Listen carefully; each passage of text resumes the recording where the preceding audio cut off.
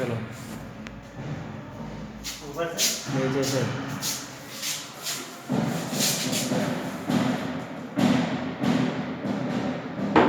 Sink के नीचे कर दो बंद।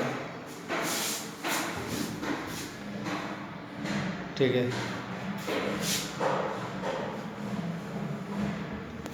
ठीक है, बंद कर दो।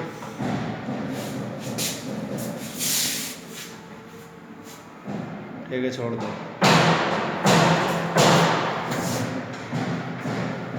ठीक है, ठीक। हाँ, इसको ओपन करके दिखाओ।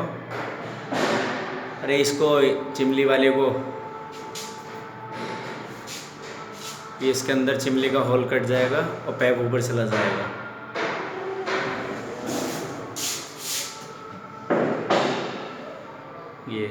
ये नॉर्मल किचन है पर बहुत बढ़िया फिनिशिंग आती है।